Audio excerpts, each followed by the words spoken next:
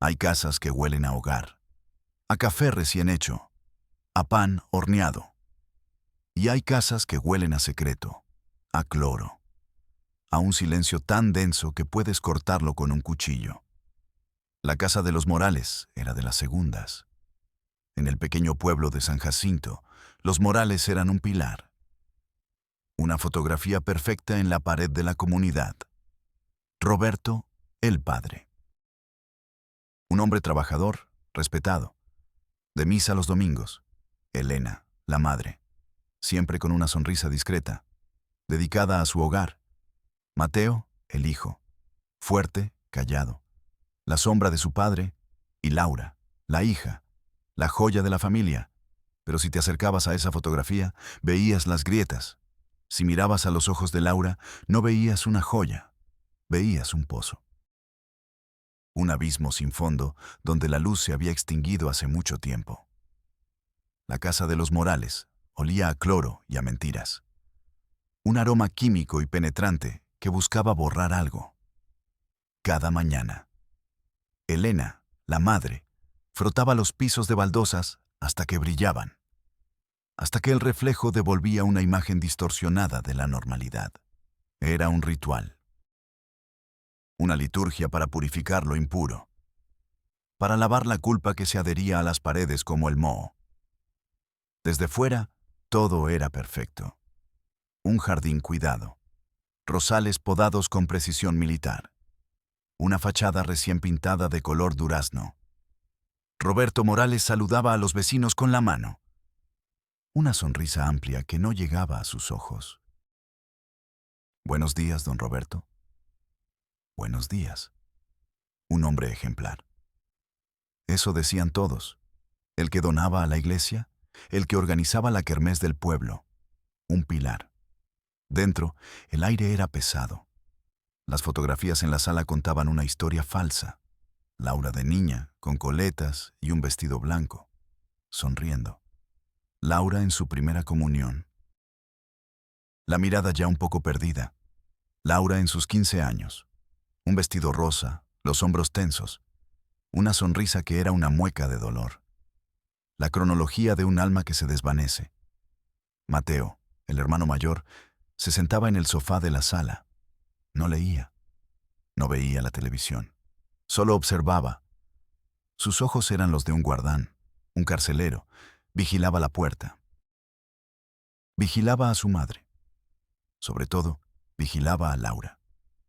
Laura se movía por la casa como un fantasma, con los hombros encogidos, la barbilla pegada al pecho. Hablaba en susurros. Si es que hablaba, la mayor parte del tiempo era solo silencio. Un silencio que gritaba, un vacío que lo llenaba todo. 30 años. 1560 semanas. 10.950 días. Cada día, la misma función. El desayuno en silencio. La comida con miradas furtivas. La cena con la tensión a punto de estallar. Y la noche.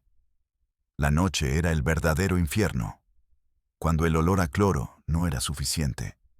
Y el monstruo salía de su disfraz de hombre respetable. Esta es la historia de ese silencio. Del pacto que lo sostuvo. Del veneno que corrió por las venas de una familia y la pudrió desde dentro. La historia de cómo el amor se convirtió en una jaula y el hogar en una tumba. Yo soy padre del Valle y esto es Realidad México. Lo que están a punto de escuchar es brutal. Es la crónica de una traición, la más profunda de todas. La que viene de quien debería protegerte. Les pido que se queden, no por el horror, sino para ser testigos, porque el testimonio es el primer paso hacia la justicia, aunque ésta llegue 30 años tarde. Si crees que estas voces merecen ser escuchadas, suscríbete. Dale a la campana. No es por un algoritmo. Es para crear una comunidad que se niega a mirar hacia otro lado. Una comunidad que escucha, que recuerda y que no olvida. La grieta en la fachada apareció un sábado de junio. Llegó en un autobús desde la Ciudad de México. Se llamaba Sofía. Era sobrina de Elena, prima de Laura y Mateo. No los había visto en casi 10 años. La vida, el trabajo, la distancia. Excusa tras excusa. Pero en el fondo, era una incomodidad. Un recuerdo de niñez de una casa donde no se podía reír demasiado fuerte. Donde el aire siempre era denso. Volvía para el aniversario de bodas de sus tíos. 35 años. Una celebración, o eso parecía. Sofía bajó del autobús con una maleta pequeña y un pastel de chocolate. El sol de la tarde le pegó en la cara. El pueblo seguía igual, lento, polvoriento, silencioso. Cuando llegó a la casa de los Morales, la puerta se abrió antes de que pudiera tocar. Su tía Elena, la misma sonrisa tensa que recordaba. Sophie, qué milagro. El abrazo fue rápido, huesudo, como si su tía tuviera miedo de tocarla. Dentro, el olor a cloro la golpeó. Fuerte, artificial. Sofía arrugó la nariz. Tía, sigues limpiando como si fueras a operar a corazón abierto aquí. Elena soltó una risa que sonó como cristales rotos. Costumbres de vieja. Entonces la vio. Laura. Estaba de pie junto a la escalera, inmóvil. Sofía casi no la reconoció. La Laura que recordaba era risueña, con los ojos brillantes. La chica que le enseñó a trepar árboles, la que le contaba chistes malos hasta hacerla llorar de la risa. Esta mujer era un espectro, delgada hasta los huesos, la piel pálida, casi translúcida. ¿Y esos ojos? Los mismos ojos de la foto de los 15 años, vacíos, muertos. Laura, dijo Sofía con la voz ahogada. Se acercó para abrazarla, y Laura retrocedió. Un movimiento brusco, instintivo, como un animal asustado. Cruzó los brazos sobre su pecho, protegiéndose. Un escalofrío recorrió la espalda de Sofía. El aire en la habitación se congeló. Elena carraspeó. Está un poco tímida. Ya sabes cómo es. Number. Sofía no lo sabía. Eso no era timidez, eso era terror. Apareció Mateo. Surgió de la cocina como si lo hubieran invocado. Se paró entre Sofía y Laura. Un muro de músculo y resentimiento. Mi hermana no se siente bien, dijo. Su voz, grave, plana, no era una explicación. Era una advertencia. En ese momento entró Roberto, el padre, el patriarca. Sonrisa de anuncio publicitario, brazos abiertos. Sobrina querida, qué bueno que viniste. La abrazó con fuerza, demasiada fuerza. Sofía sintió el olor a loción barata y a algo más, algo agrio. Se apartó sutilmente. Roberto pasó un brazo por los hombros de Laura. Posesivo. La atrajo hacia él. ¿Verdad, mi princesa, que estás feliz de ver a tu prima? Laura no respondió. Solo se tensó. Su cuerpo entero se convirtió en una tabla. Sofía sintió una náusea repentina. El pastel de chocolate en sus manos de pronto pesaba 1 tonelada. La sonrisa de su tío, la mirada vacía de Laura, la tensión de su tía. El muro que era Mateo. No era una familia. Era una escena de un crimen. Y el crimen seguía ocurriendo. Esa noche, Sofía apenas durmió. La casa crujía, gemía. O quizás eran los gemidos que imaginaba. Se levantó por un vaso de agua. La casa estaba a oscuras, silenciosa. Pero el silencio estaba vivo. Palpitaba, lleno de palabras no dichas. Pasó por la puerta entreabierta del cuarto de Laura. Una pequeña luz de noche estaba encendida. Vio a su prima en la cama, hecha un ovillo, abrazada a sí misma, temblando. Sofía sintió un nudo en la garganta. Quiso entrar, quiso abrazarla, decirle que todo estaría bien, pero no pudo. Un miedo irracional la paralizó. El miedo a lo que encontraría si abría esa puerta del todo. Regresó a su habitación. Se sentó en la cama. El frío de las baldosas le subió por los pies. Un frío que no era normal. Era el frío de la casa, el frío del secreto. Sofía abrió su maleta, buscó su teléfono. No sabía a quién llamar, no sabía qué decir. Hola, creo que en casa de mis tíos pasa algo horrible. Sonaría loca.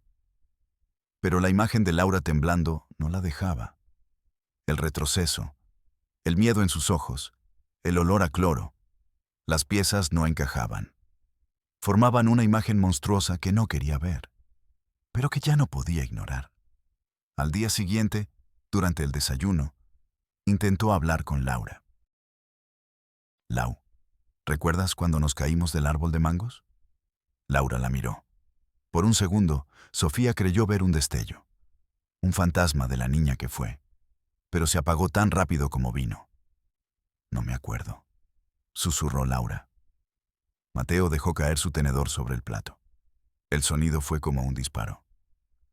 No la molestes, dijo sin mirar a Sofía. No le gusta hablar del pasado. Roberto sonrió. Mi hijo siempre protegiendo a su hermanita. La palabra hermanita sonó obscena en su boca. Sofía sintió que se ahogaba. Se levantó de la mesa. Necesito tomar aire. Salió al jardín. El sol brillante parecía una burla. El aire fresco no llegaba a sus pulmones. Tenía que hacer algo. Tenía que saber. Empezó a buscar. No sabía qué, pero buscaba. En el cobertizo del jardín, detrás de las cajas viejas, encontró un pequeño baúl de madera, cerrado con un candado oxidado. El baúl de los tesoros de Laura. Sofía lo recordaba. Laura guardaba ahí sus diarios, sus dibujos, sus secretos de niña. El candado era viejo. Lo forzó con una piedra, se dio con un chasquido.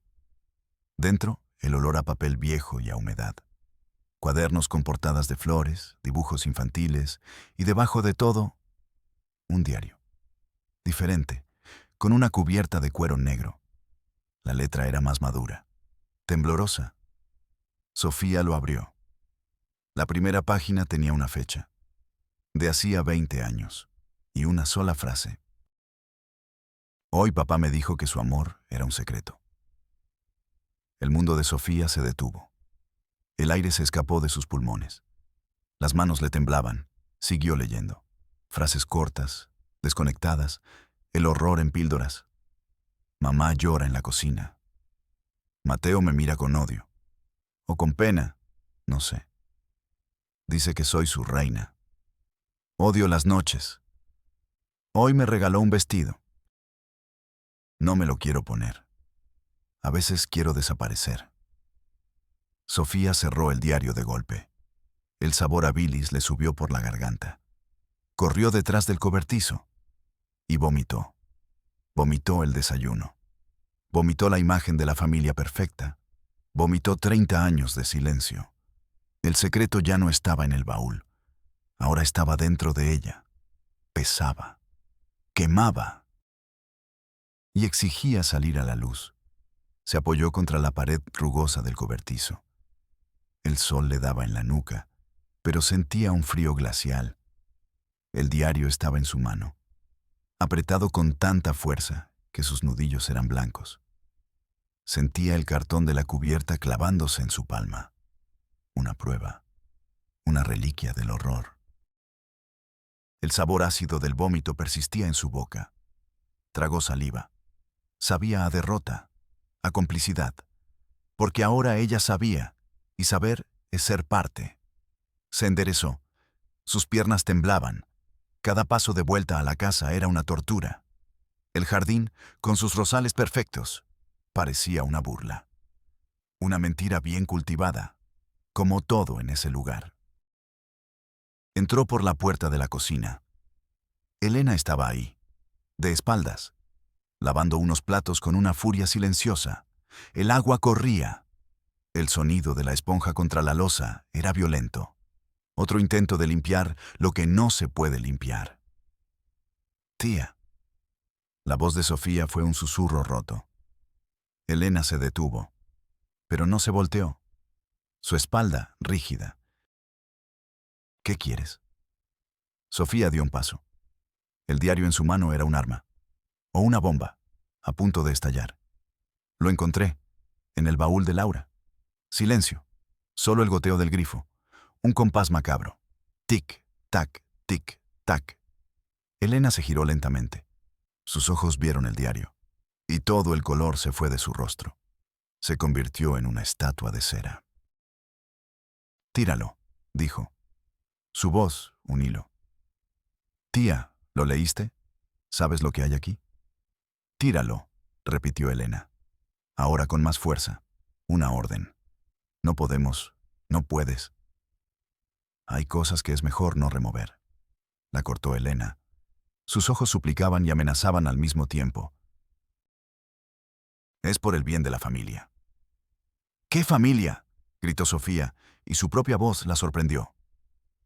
Esto no es una familia. Es un infierno, y tú lo permitiste. Elena se acercó a ella. La tomó del brazo. Sus dedos eran garras. Tú no entiendes nada, siseó. Llegas aquí después de 10 años y crees que tienes derecho a juzgar. A destruir. ¿Destruir qué? ¿Esta mentira? Es nuestra vida, dijo Elena. Las lágrimas corrían por su rostro, pero no había tristeza en ellas. Había rabia. Había miedo. Es lo único que tenemos. Si hablas, lo pierdes todo. Laura lo pierde todo. Sofía sintió un frío que le calaba los huesos. La mano de su tía en su brazo era como hielo. No había una aliada ahí. Había otra carcelera. La principal, la que le daba de comer al monstruo y luego limpiaba sus huellas. Soltó el brazo de Sofía con desprecio. Limpia tu desastre, dijo, señalando la puerta del jardín. Los invitados llegarán pronto, y tú te vas a comportar. Se dio la vuelta y siguió lavando los platos. El asunto estaba zanjado. El secreto volvía a su jaula. Sofía se quedó de pie en medio de la cocina, sola. El diario en su mano ahora se sentía inútil, pesado. Se sentía sucia, como si el horror que había leído se le hubiera pegado a la piel. Los invitados empezaron a llegar. Risitas falsas, abrazos superficiales. Regalos envueltos en papel brillante. El sonido de las copas chocando. La casa se llenó de un ruido que intentaba ahogar el silencio. Pero Sofía lo oía. El silencio debajo de la música, el grito debajo de las risas. Se sentó en un rincón, observando. Veía a su tío Roberto recibir a la gente, el anfitrión perfecto, el hombre de familia. Cada sonrisa, cada apretón de manos era una mentira, y todos se la creían. Vio a Mateo, apoyado contra una pared, sus ojos fijos en Laura, siempre en Laura. Ella estaba sentada en un sillón con un vestido nuevo, un vestido que probablemente él le había regalado. Parecía una muñeca rota, presente, pero ausente. La gente le hablaba y ella asentía. Una sonrisa vacía pegada en su rostro. Sofía se levantó. Tenía que sacarla de ahí. Cruzó la sala. Cada paso era una lucha contra el aire espeso de la hipocresía. Se arrodilló junto al sillón de Laura. «Lau», susurró. «¿Estás bien?» Los ojos de Laura se enfocaron en ella. Por un instante, la muñeca desapareció. Y Sofía vio a su prima, aterrada. Laura abrió la boca para decir algo, pero no salió ningún sonido. «Levántate», dijo Sofía. «Nos vamos de aquí, ahora mismo». Tomó la mano de Laura, estaba helada. «Ella no va a ninguna parte». La voz de Mateo retumbó detrás de ellas. Sofía se giró. Él estaba ahí, bloqueando el camino. Un gigante de furia contenida. «Déjala en paz», dijo Mateo. En voz baja, para que nadie más oyera. «Apártate», dijo Sofía, su voz temblando, pero firme. «Tú no vas a arruinar esto», siseó Mateo. «No sabes dónde te estás metiendo». Agarró a Sofía del brazo, con fuerza, dolía. Vuelve a tu rincón y mantén la boca cerrada. Sofía sintió el pánico subir por su garganta, el miedo físico.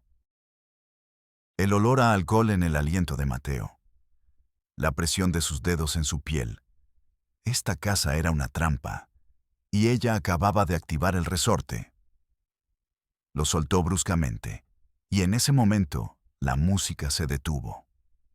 Roberto estaba de pie en el centro de la sala, con una copa en la mano, llamando la atención. Era la hora del brindis.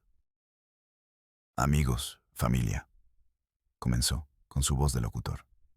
Gracias por estar aquí, para celebrar 35 años de amor, con mi maravillosa esposa Elena.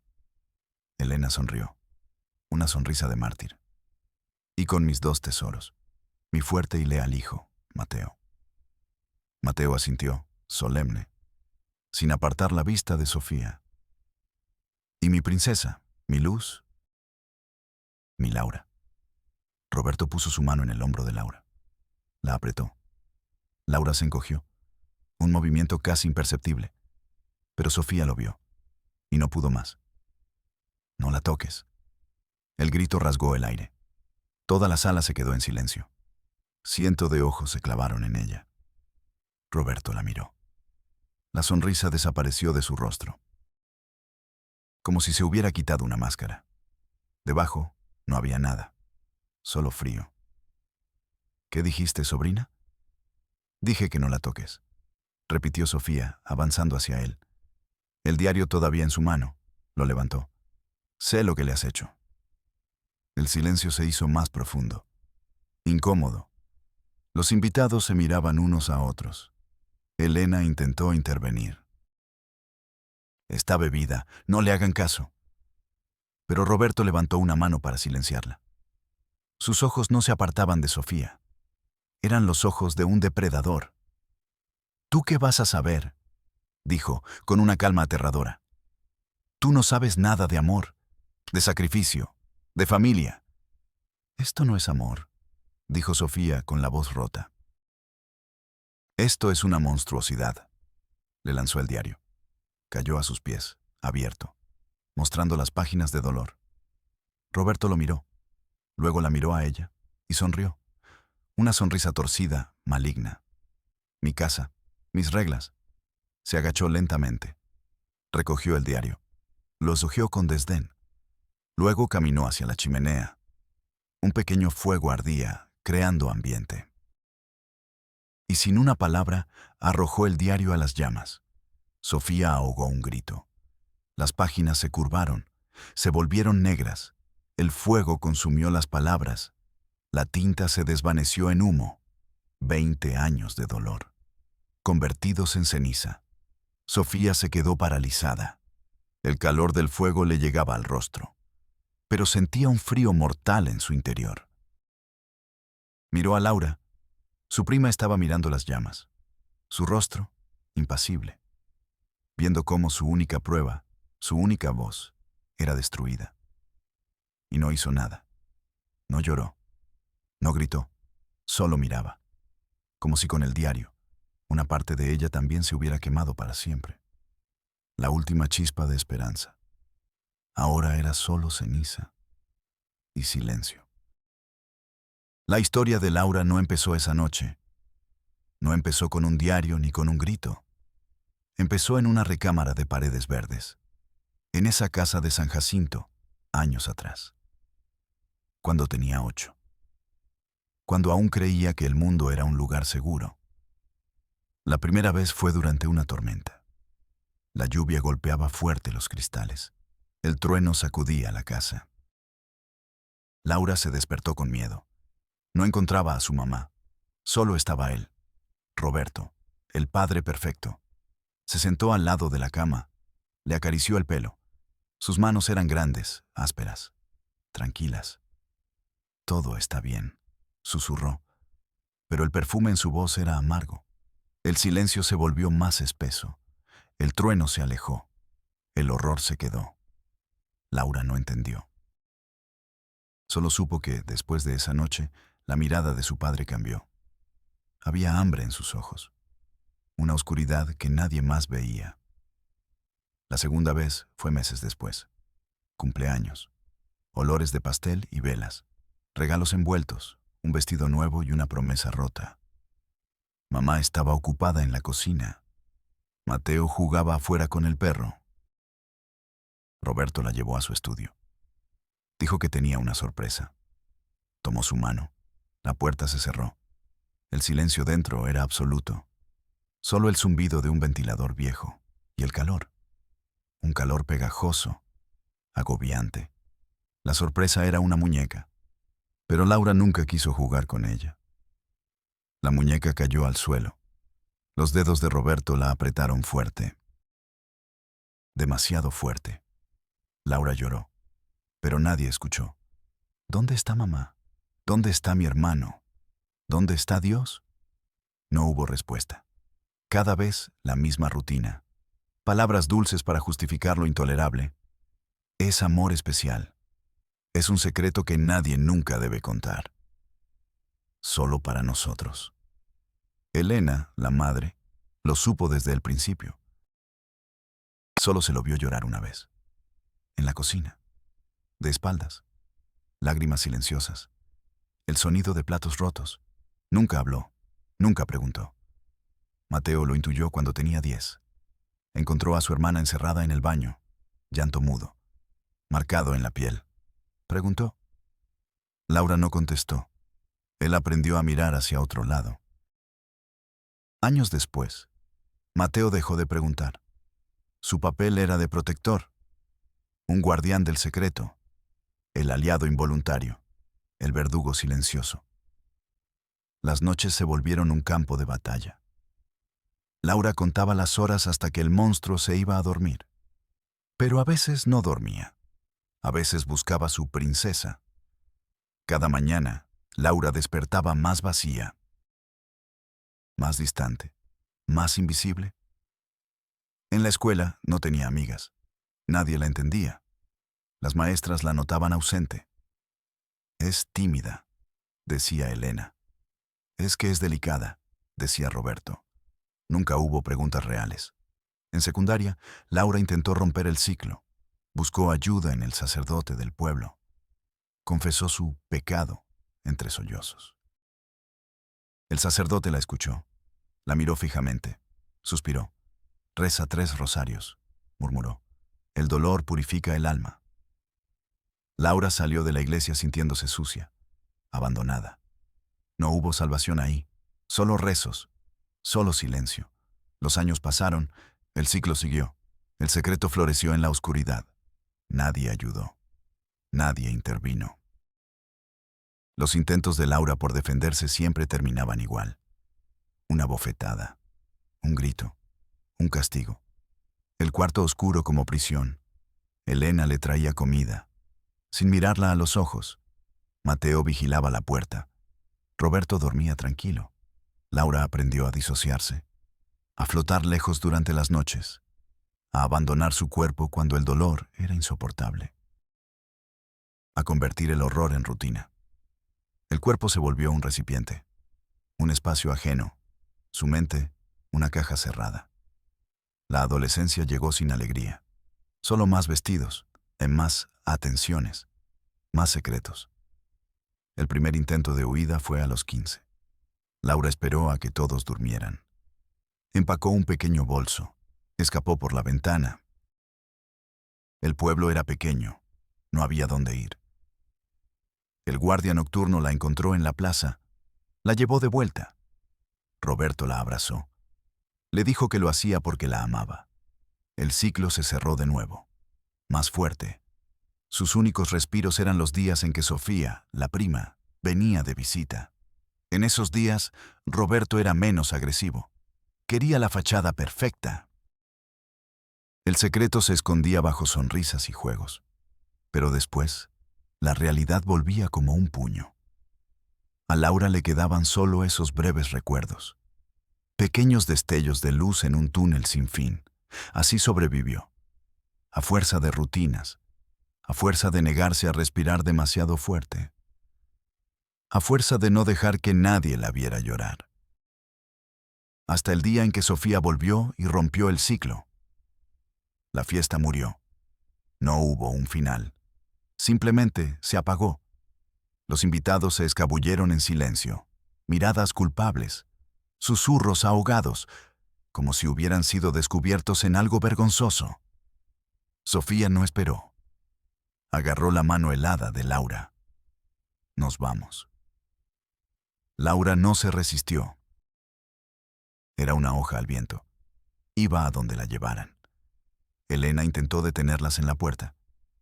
¿A dónde vas? La vas a matar. La estoy salvando, contestó Sofía sin mirarla. Mateo bloqueó el coche.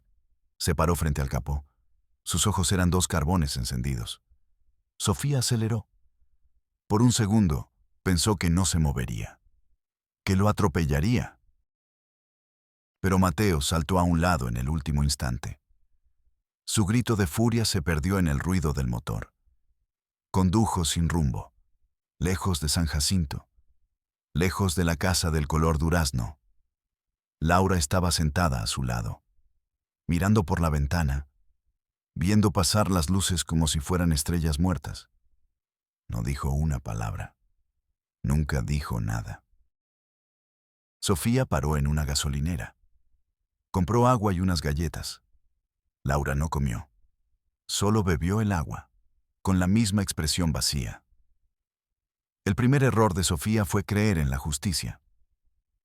Al día siguiente, llevó a Laura a la comisaría del pueblo más cercano. Un edificio de una planta. Pintura desconchada. El escudo nacional descolorido por el sol. Dentro, olía a café rancio y a papel viejo. Un ventilador de techo giraba lentamente, sin mover el aire caliente. Un solo policía estaba de servicio. Gordo, bigotudo, con una mancha de grasa en la camisa. Levantó la vista de su periódico, con fastidio. «¿Sí, señorita?» Sofía explicó la historia, con la voz temblorosa al principio. Luego con una rabia fría. 30 años. El padre. La madre cómplice. El hermano guardián. El policía la escuchó sin dejar de sorber su café. No tomó notas, no cambió de expresión. Cuando Sofía terminó, hubo un largo silencio. Solo el zumbido del ventilador. «¿Y ustedes?», preguntó el oficial. «Su prima». «Ajá». «¿Y dónde están las pruebas?» «Ella es la prueba», dijo Sofía señalando a Laura. «Mírela». El policía miró a Laura. Laura se encogió en su silla.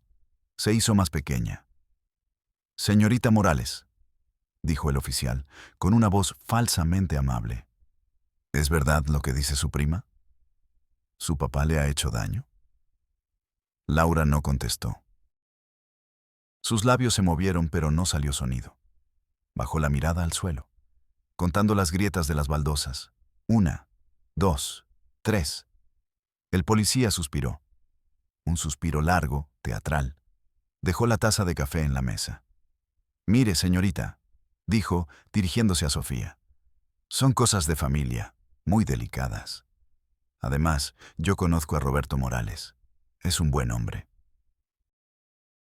Un pilar de la comunidad». La bilis subió por la garganta de Sofía. ¿Un buen hombre? Es un monstruo. Lenguaje, señorita. Lenguaje. Sin una declaración de ella o pruebas físicas. Mis manos están atadas. No puedo ir a la casa de un ciudadano respetable y acusarlo de eso. ¿Y qué hago?, susurró Sofía, derrotada. Vuelvan a casa.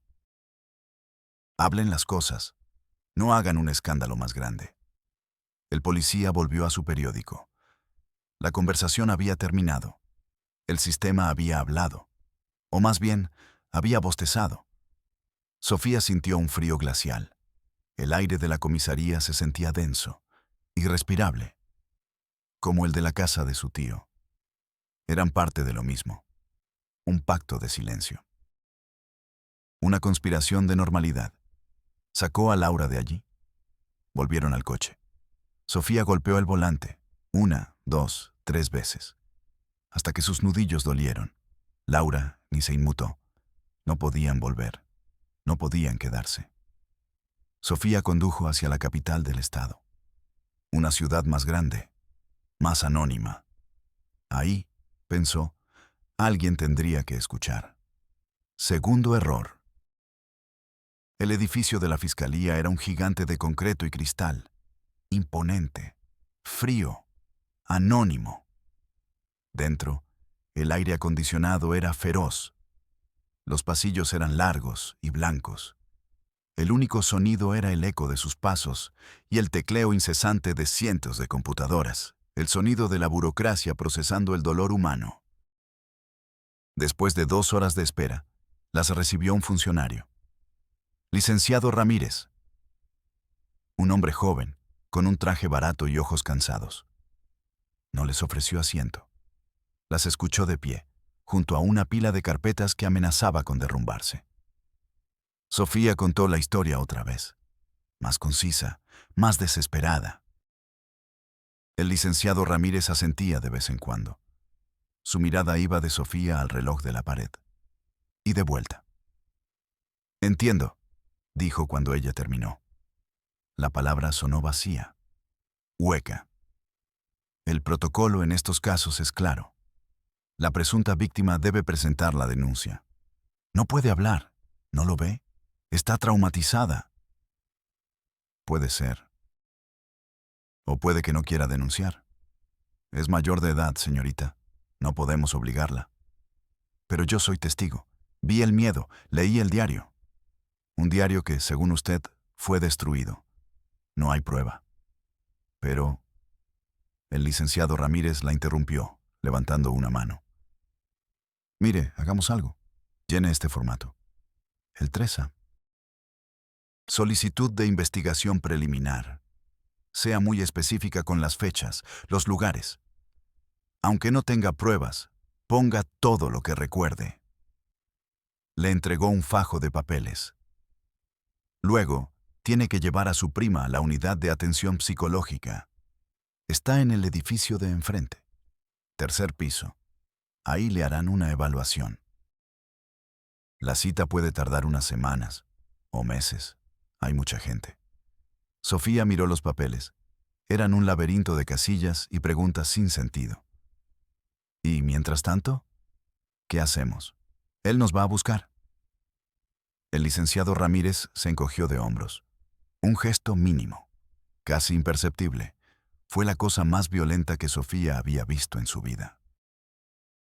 Legalmente, dijo con la mirada perdida en su monitor. Ella está con usted voluntariamente. Pero si su padre pone una denuncia por desaparición o secuestro, la situación se complicaría para usted. El sistema no ofrecía ayuda. Ofrecía amenazas veladas. No buscaba justicia. Buscaba ordenar el horror en carpetas, clasificarlo, archivarlo hasta que fuera olvidado. Sofía sintió que el suelo se abría bajo sus pies. El frío del aire acondicionado le quemaba la piel. Tenía ganas de gritar, de romper algo, pero solo pudo asentir, tomar los papeles y salir de esa oficina que olía a derrota. Su última esperanza era una organización no gubernamental, un colectivo que ayudaba a mujeres. Luz de luna. La oficina estaba en un barrio pobre. Era una casa vieja, adaptada, llena de mujeres y niños. El aire era un caos de llantos, risas y conversaciones urgentes, pero era un caos vivo, humano. Una trabajadora social llamada Marta las escuchó. Marta tenía arrugas en los ojos, de cansancio y de ver demasiado. Mientras Sofía hablaba, Marta sostenía la mano de Laura. No le hacía preguntas, solo la sostenía. Fue el primer gesto de verdadera humanidad que habían recibido. Cuando Sofía terminó, Marta suspiró. Les creo, dijo. Cada palabra. He visto esta historia 100 veces. Una lágrima de alivio rodó por la mejilla de Sofía. ¿Nos pueden ayudar? ¿Tienen un refugio? La sonrisa de Marta fue triste. Tenemos. Pero no es seguro para ustedes. No para un caso así. Un hombre como tu tío tiene dinero, contactos, nos encontraría en un día. Y no tenemos los recursos para enfrentar una batalla legal contra él. Entonces, ¿no hay nada que hacer? Lo que hay que hacer es que Laura hable, dijo Marta suavemente. Que ella cuente su historia ante un juez. Es la única arma que tienen. Marta miró a Laura. Cariño, ¿estás lista para hablar? Laura levantó la vista. Miró a Marta. Miró a Sofía. Y por primera vez en 2 días, negó con la cabeza. Un movimiento lento. Definitivo. Number. Esa noche, mientras estaban en un motel barato a las afueras de la ciudad, sonó el teléfono de Sofía. Era un número desconocido. Contestó. Era el policía de San Jacinto, el del café y el periódico. Señorita, solo para informarle, Roberto Morales ha puesto una denuncia por el secuestro de su hija, Laura Morales. Hubo una pausa. Tenemos una orden para detenerla. Le recomiendo que se entregue. Sofía colgó. El teléfono se le resbaló de las manos sudorosas. Cayó en la alfombra raída. Lo había intentado todo.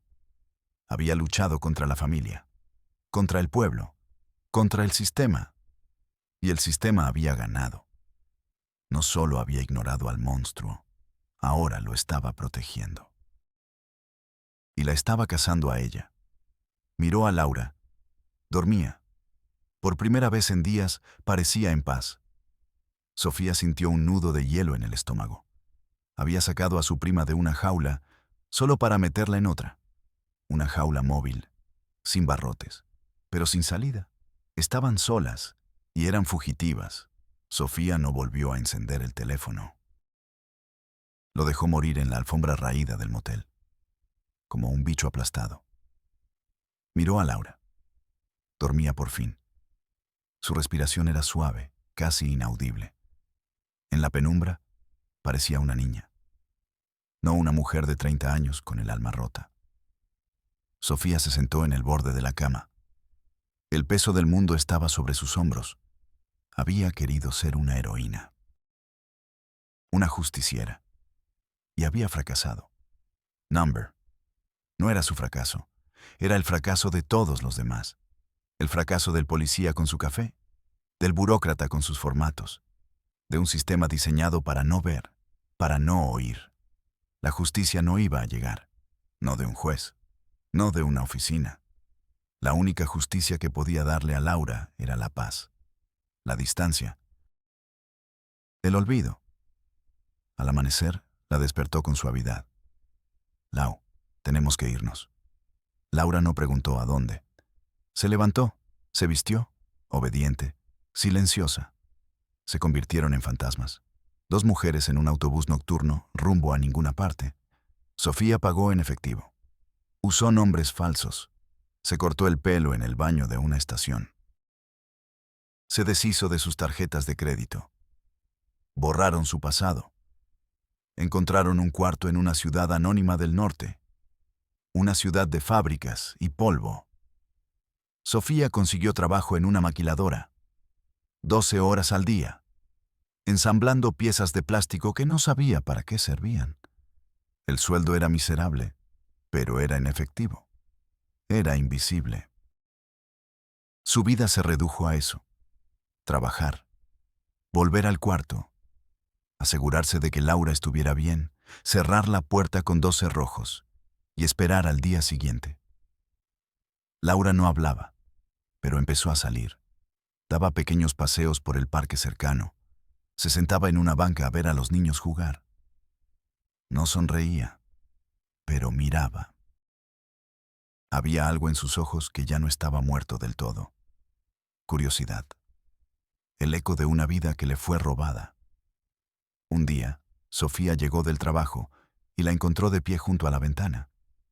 Sostenía una flor, una pequeña flor silvestre, amarilla, que había arrancado del parque. Es bonita, dijo Laura.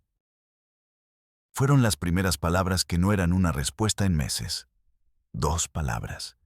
Y para Sofía, sonaron como una sinfonía. No era un final feliz. No era una victoria. Era una tregua. Un pequeño respiro en una guerra que nunca terminaría. Mientras tanto, en San Jacinto, la vida siguió. La casa de color durazno fue repintada. Brillaba bajo el sol. Roberto Morales fue elegido presidente del Comité de Padres de Familia de la escuela local. Dio un discurso sobre la importancia de los valores y la protección de los niños. Recibió un aplauso cerrado. Elena estaba a su lado, sonriendo. Mateo vigilaba desde el fondo del salón. El retrato de la familia perfecta estaba completo de nuevo. El secreto estaba a salvo. El monstruo había ganado. La historia de Laura Morales no está en ningún archivo. No hay una carpeta con su nombre en la fiscalía. Su dolor no tiene número de expediente. Para el sistema, Laura Morales no existe. Es una mujer desaparecida. Quizás secuestrada por su prima loca, un caso frío, una estadística más. Pero Laura no está desaparecida. Está en un cuarto anónimo, en una ciudad anónima, mirando una flor amarilla, aprendiendo a respirar de nuevo, sola, a salvo, libre, si es que a eso se le puede llamar libertad. Yo soy Padre del Valle, y nos vemos en la próxima Realidad México.